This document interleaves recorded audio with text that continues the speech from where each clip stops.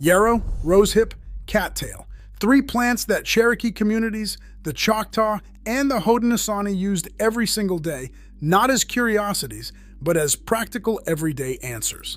There is a database by ethnobotanist Daniel Moerman with over 44,000 individual plant use entries from Native American communities across North America.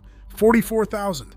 And here's what stopped me cold. Several of these plants are in your grocery store right now. Some are growing in your backyard. So why did mainstream medicine spend decades calling this primitive folklore while quietly studying the exact same compounds? That question is what this is actually about. Not a history lesson, not a plant encyclopedia. This is about a system of daily practical knowledge. 15 plants, 15 solutions. That was in use for generations, documented by outside researchers, sourced by American pharmaceutical companies, and then quietly pushed to the margins while the same knowledge was repackaged and sold back at a premium. Stay with me. The first time I understood the scale of what was lost, I was holding a photocopied page from a mid-century Appalachian herbal guide. The page was worn, the type was old, and there, under Yarrow, Achillea millefolium, was a description so specific it did not read like folklore at all.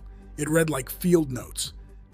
Cherokee communities along the southern Appalachians had used yarrow as a wound herb, pressed directly into a cut to slow bleeding. The term for what yarrow does is styptic. It constricts blood vessels. Cherokee healers were not guessing. They had watched it work, generation after generation, and passed that observation forward. Civil War field medics used yarrow for exactly the same reason. Charles Millspaugh documented it in his 1892 work, American Medicinal Plants. That book is not obscure. It is real. It is archived. And yarrow is in it. Cattail is in it too. Here is a plant so common most people walk right past it. Grows near almost every pond and wetland in North America. But every part of it had a use. The pollen served as a wound dressing for burns. The leaves, the stalks, the roots, all of it applied. Not one corner of that plant went to waste. This is what daily plant knowledge actually looks like. Not mysticism, utility, accumulated, tested, and refined over time. Now open the cabinet wider. Rosehip, dense with vitamin C. During World War II, Britain could not get citrus. The government organized a national rosehip harvesting program. Children collected them, schools participated. Rosehip syrup was distributed to keep the population from developing deficiency-related illness. That is not folklore. That is wartime public health policy. And indigenous communities across North America already knew what rosehip offered. The knowledge was older than the war by centuries. Rosemary, valerian, hops. These are not exotic imports. They are names you recognize. And each one carries a documented record that most people have never been shown. Rosemary was used in preservation and respiratory steam traditions.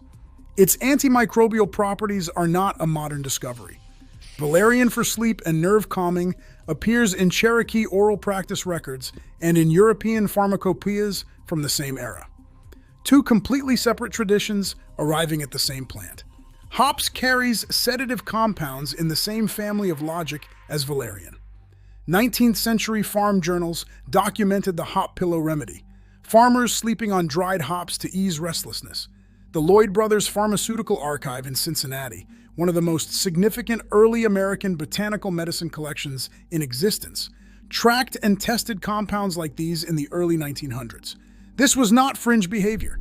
This was standard American pharmacy practice. Red clover, a blood-cleansing reputation that stretched across indigenous and Appalachian traditions alike. Researchers revisited its isoflavone content in the 1990s. The compounds were there, they had been there the whole time. This is where it changes. By the early 1900s, American pharmaceutical companies were not dismissing Cherokee plant knowledge. They were sourcing it. Companies like Parke-Davis, one of the oldest pharmaceutical manufacturers in American history, referenced indigenous plant sources in their own catalogs. Sumac, used for mouth and throat care for its astringent and antimicrobial properties, appears in their records. Aloe, long applied to burns and skin injuries in Cherokee and other indigenous communities, was cataloged and studied. Blackberry root bark, loaded with tannins, traditionally used for gut settling, was a known quantity to early American botanical pharmacists. These were not fringe discoveries. They were being actively documented and commercially extracted. And then something shifted. Sumac is still on the shelf today. It is sold as a spice sprinkled into za'atar blends. The remedy use? Gone from the label. Aloe is in every drugstore in the country, repackaged, rebranded, with no reference to where that knowledge came from. Blackberry grows in backyards across the continent. Most people walk past it without a second thought. Here is the question this leaves hanging. If American pharmaceutical companies were actively sourcing and cataloging Cherokee plant knowledge in 1910, if this was serious enough to fund, to document, to profit from, then why did that same knowledge get labeled primitive superstition by 1950? That answer starts with a single report. It was published in 1910, and it changes everything that came after. The report was called the Flexner Report. It was published in 1910 by Abraham Flexner, commissioned by the Carnegie Foundation, and backed by the emerging medical establishment. It restructured American medical education from the ground up. It standardized curriculum. It standardized licensing. It standardized what counted as legitimate medicine and what did not.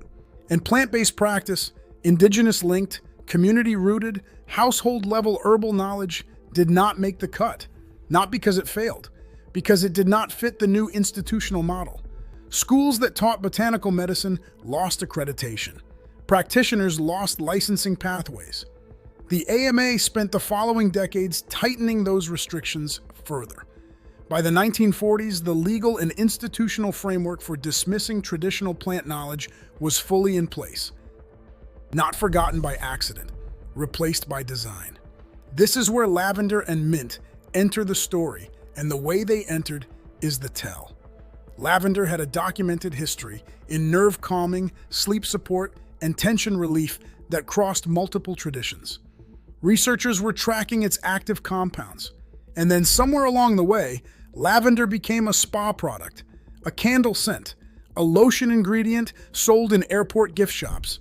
The research thread on its compounds did not disappear. It just got buried under so much commercial noise that almost nobody followed it back to the source. Mint followed the same path. Digestive support, antimicrobial properties, respiratory use, all documented, all real, all quietly reduced to a gum flavor and a toothpaste trademark.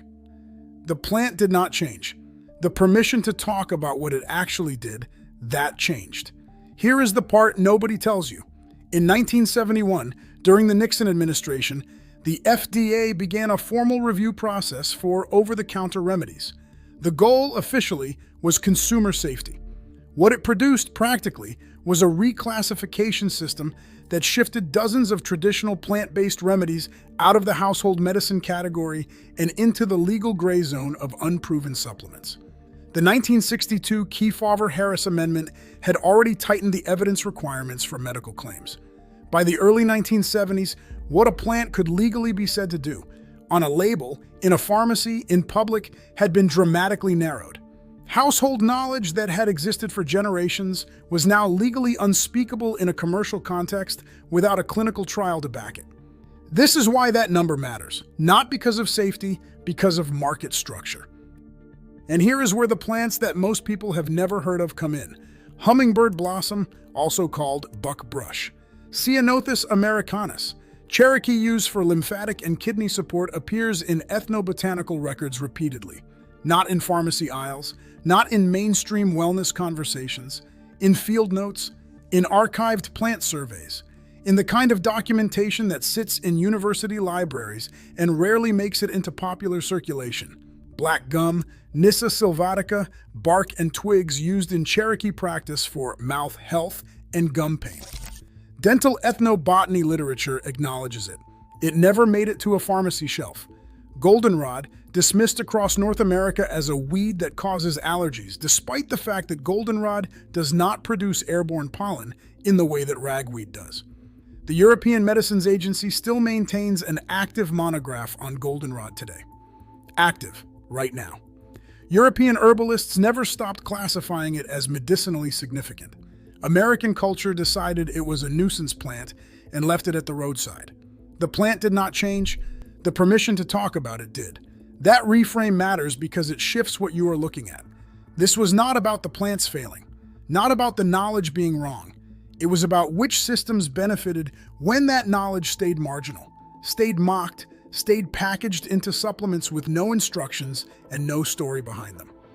The remedy aisle at a chain pharmacy is not neutral ground. It is the commercial version of something that once lived in backyards and kitchen shelves and community memory, sold back to you stripped of context, stripped of origin, stripped of the names of the people who developed it. Now here is what this actually means for you. Rosehip tea is at your grocery store. Rosemary is on your spice rack right now. Mint grows wild in most temperate zones in North America. It spreads on its own, needs almost nothing. Cattail is within walking distance of nearly any pond or wetland on the continent. Sumac is in the spice aisle, labeled for cooking. The plant behind it is the same one that shows up in indigenous and Appalachian remedy records. Blackberry grows in backyards and along fence lines across the country. You are not starting from zero. You are reconnecting to something that was always around you, that your great-grandparents would have recognized, that got quietly reclassified and repackaged before you were old enough to ask about it. 15 plants, 44,000 documented uses. One pharmaceutical trail that sourced the knowledge, one institutional report that restructured the framework, one regulatory reclassification that finished the job. They studied it. They used it. Then they sold it back to you without the instructions. You are not the type of person who accepts the sanitized version. That is why you are still watching. So tell me, which plant on this list surprised you most? Drop it in the comments. Save this video. Write down 3 plants from this list that are already within reach of your kitchen or your backyard.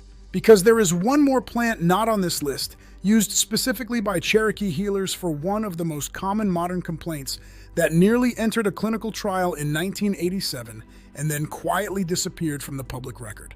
That one is next.